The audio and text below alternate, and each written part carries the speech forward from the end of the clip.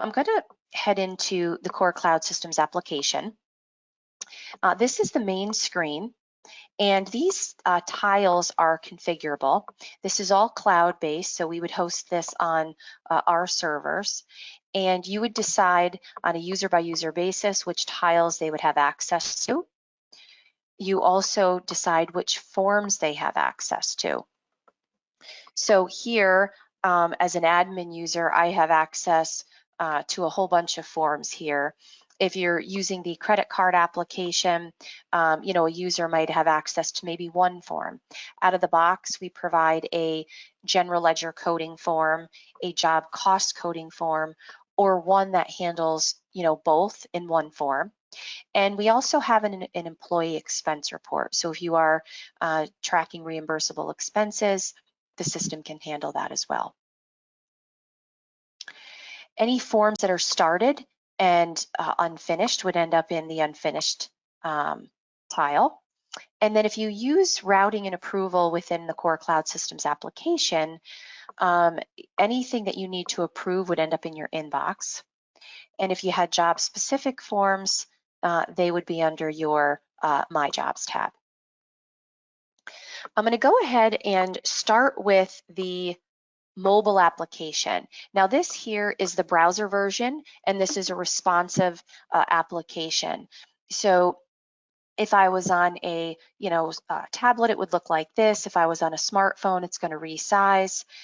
This requires a connection to the internet. If I use the mobile application, that does not require connectivity, so you can work offline if you need to. All right. So this here is the mobile application, and you can see the same tiles on the mobile app. I'm going to go ahead and click into the My Forms, and I'm just going to select the job cost coding. Now you'll notice how simple this application is to use. We put a really heavy emphasis on the end user experience because we know field users want something that's really simple to use. And so we broke the form down into sections. The first section here is your primary information, so you could just enter we can have the card holder default, or you could select it from a list. Now for the vendor, you can also use the dictation, the Home Depot. That's going to come in automatically for you. And then for the amount, you just put your amount of the person, any notes, signs for job site,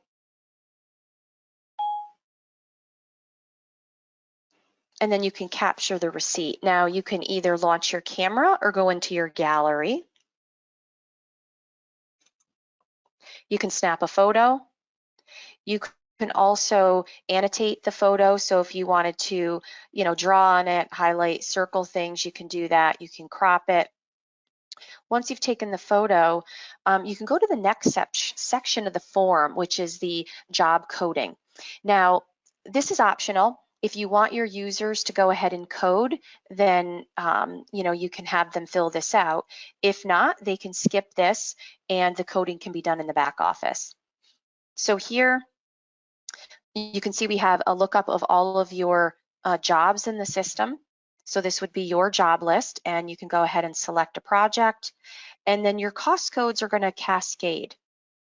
So you can select, if you also start typing, it's just going to narrow down those results for you. And if you have multiple line items, so if you wanted to split the amount across multiple codes or jobs, you can do that as well by just hitting the duplicate button down here.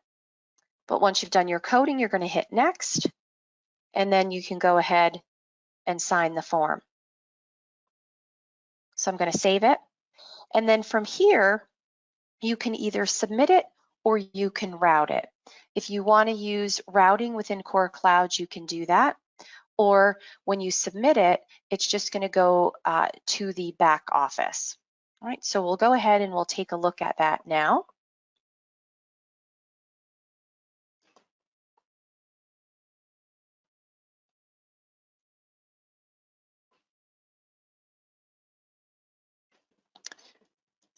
Right, so back here in Core Cloud System, if we head into the back office view, so we've looked at the end user experience, and if we head into the credit card application, this is what your office users would utilize. Here we have some tabs to do some basic setup. You'd set up your card suppliers, and then you would map your employee cards here. This is where you would manage your statements. So you can come in here and import a statement from the bank. You would put in your beginning transaction date and ending date. You can put a balance in if you choose, but you don't have to. And then you would put a description in. Your description is going to end up here. So if you are doing a monthly reconciliation, you might want to put the month. If you decide to reconcile each week, you could put the month and maybe the week ending date. And then here you're going to select your card supplier. Now, when you set up the system initially, you go through a one-time mapping process, and there's, I believe it's 6 fields to map. And once you map the statement fields to the Core Cloud import, you don't need to do that again. Then from there, you would simply come in here and you would browse out to where you have the file saved, and you're just going to go ahead and import it. When you import the statement, it's going to show up here on your statement grid. And if we go ahead and look at the reconciliation process, over here on the left, these are all of your statement items that you brought in from the bank. And over here on the right, these are all the receipts submitted by all of your card holders. I can come in and say, I want to reconcile everything. And now the system's going to match all of the transactions that it can. Right, so you see how quickly it did that. The transactions that are left that there is no match for, you can go ahead and select everything and say you want to send an email out to those card holders. So that's going to save you a lot of time on, tracking down and hunting down those receipts. The system's going to go ahead and email those users. And then over here, we provide you some tools to reconcile. You could look at exact dollar matches, a range, a partial match. Maybe something was keyed in, the amount was keyed in correctly. You can link to the actual receipt from here.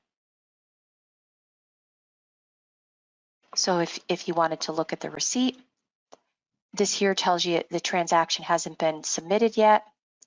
And then you can also link to the form. So if you decided that you don't want your users to actually code, maybe you want the back office to code, they might fill out just that main section, that first section of the form. And then from the back office, the coding can be completed in the back office. Or it could just be changed if something was entered incorrectly, or you could send it back to the user to have them make changes. If you needed to delete it, you can do that from here. And if you just hover over the I, this tells you, that's a little tooltip of how this particular transaction was coded without having to drill into the actual form. Now, once you've done your reconciliation, you could do a partial or you could do a complete reconciliation.